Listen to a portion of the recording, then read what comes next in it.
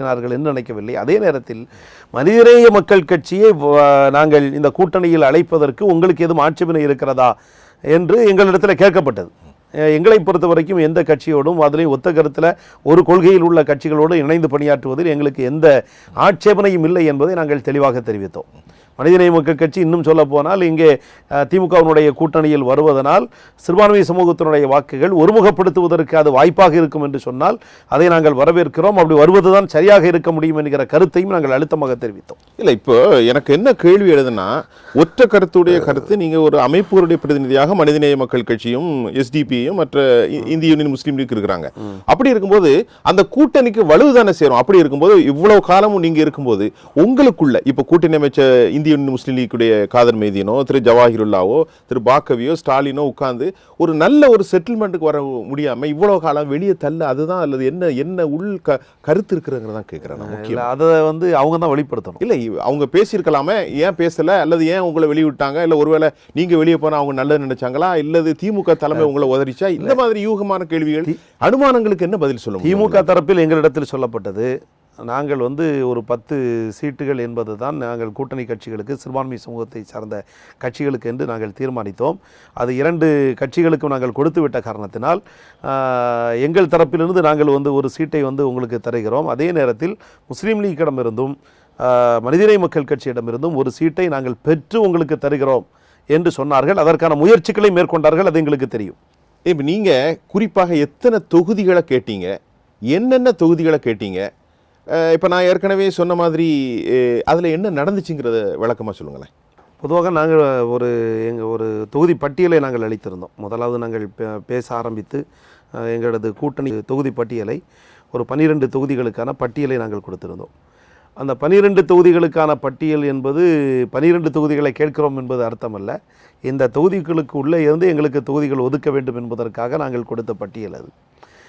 அதற்கு பிறகு நாங்கள் சந்தித்து வந்ததற்கு பிறகு முஸ்லீம் லீக்கோடு அவர்கள் கூட்டணி பேச்சுவார்த்தை தொகுதி பங்கீட்டை இறுதி செய்து 5 சீட்டுகள் என்பதை அவர்கள் அறிவிக்கிறார்கள். அதே போல் மனிதநேய மக்கள் கட்சிக்கும் அவர்கள் 5 சீட்டுகள் என்று அறிவிக்கிற போது, மூன்றாவதாக எங்களை பேசுவதற்காக அழைத்த போது நாங்கள் எங்களுக்கு 5 சீட்டுகள் நீங்கள் தர வேண்டும் என்று அவர்களிடத்தில் கோரிக்கை வைத்தோம். அவர்கள் 1 சீட்டு தான் இப்போது தர முடியும் என்று பேசினார்கள். 1 சீட்டு என்கிற அந்த ஒற்றை சீட்டு கலாச்சாரம் என்பதை நாங்களால் ஏற்றுக்கொள்ள முடியாது, நீங்கள் அதிகப்படுத்த வேண்டும் என்று நாங்கள் கோரிக்கை வைத்தோம். அப்போது தான் அவர்கள் எங்களால் 1 சீட்டு தர முடியும், மனிதநேய மக்கள் கட்சியிடமிருந்து 1 சீட்டையும் முஸ்லீம் லீக்கிடமிருந்து 1 சீட்டையும் நாங்கள் வாங்கி உங்களுக்கு தருகிறோம், அதற்கான வாய்ப்புகள் இருக்கிறது என்று சொல்லி அதற்கான முயற்சிகளை அவர்கள் மேற்கொண்டார்கள்.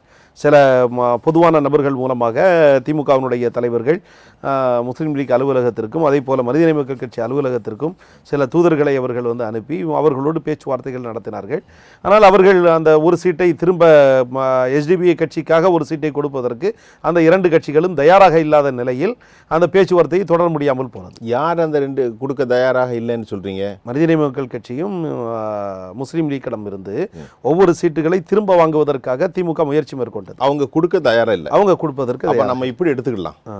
நீங்க கூட்டணியில இருப்பது அவங்களுக்கு பிடிக்கல, வெளியேற்றணும்னு நினைச்சேன், அப்படி நினைக்கலாமா? இல்ல, அது உங்களுடைய நினைப்பாக இருக்கலாம். அது அவங்க தான் பதில் சொல்லணும். இப்போ இஸ்லாமிய அமைப்புகள் ஒன்று சேர்ந்தால் வலு என்று எடுத்துக்கொள்ளுகிற போது இப்போ உங்களுக்கு 2 சீட்டு கொடுக்கறதுனால இப்போ மனிதநேய மக்கள் கட்சி உளுந்தூர்பேட்டையை முதல்ல கொடுத்துருந்தாங்க, 2வது திருப்பி கொடுத்துட்டாங்க.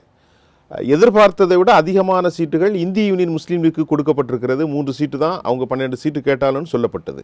அப்படி இருக்கும்போது உண்மையிலேயே இணக்கத்தை விரும்பி இருந்தால் உங்களுக்கு கேட்டு திமுகவோட நிர்பந்தம் கொடுத்துருந்தா நீங்க அதை விட்டு வெளியே போயிருக்க மாட்டீங்கன்னு நினைக்கிறதுக்கு நீங்க எப்படி சொல்ல முடியும்? இல்லை, நீங்க சொல்ல முடியுமா? இல்லை, இல்லைன்னு சொல்ல முடியாது. அவங்க நினைத்திருந்தால் திரும்ப கொடுத்திருக்க முடியும். மனிதநேய மக்கள் கட்சி அதற்கு பிறகு முதலில் எஸ்டிபிஐ கட்சிக்காக 1 சீட்டு கேட்ட போது கொடுக்க மறுத்த மனிதநேய மக்கள் கட்சி பிறகு 1 சீட்டை தானாகவே திரும்ப கொடுத்தது என்பது பின்னால் நடந்த விஷயம்.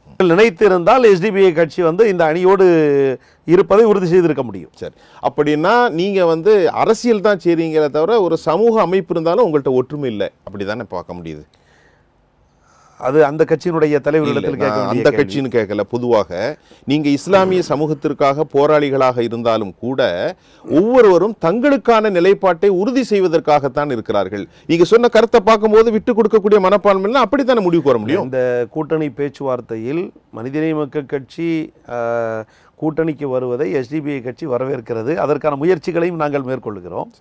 அதே நிலையில் அவர்கள் அதற்கான அந்த ஒரு ஒற்றுமைக்கான ஒரு வாய்ப்பு அவர்களுக்கு கிடைக்கிற போது அவர்கள் அதற்கு உடன்பட மறுக்கிறார்கள், அல்லது ஒத்துழைப்பு கொடுக்க மறுக்கிறார்கள் என்கிற போது அவர்கள் தான் தங்களது நிலையை வந்து வெளிப்படுத்த வேண்டும். இல்லை, நீங்கள் இந்த விஷயத்தை பட்டும் படாமல் சொல்கிறதாக எனக்கு ஒரு ஸ்ட்ராங்கான ஒரு வலுவான விஷயத்தை சொல்லலை. நீங்கள் பட்டும் படாமல் தான் சொல்லுகிறீர்கள். அவர்கள் தான் சொல்லணும், அவர்கள் தான் சொல்லணும். நடந்த விஷயம் இவ்வளவு இருக்கும்போது ஏன் தெளிவாக சொல்ல மறுக்கிறீங்க? அதுதான் கேள்வி. இல்லை, தெளிவாக தான் நம்ம சொல்கிறோம். அந்த ஒரு ஒற்றுமைக்கான அந்த வாய்ப்பு இருந்தபோது அதை தடுத்தவர்கள் முஸ்லீம் லீக்கும் மனிதநேய மக்கள் கட்சியும் என்பதை தெளிவாகத்தான் சொல்லுகிறேன். இப்போ தெளிவாக சொல்லிட்டீங்க. இதுக்கு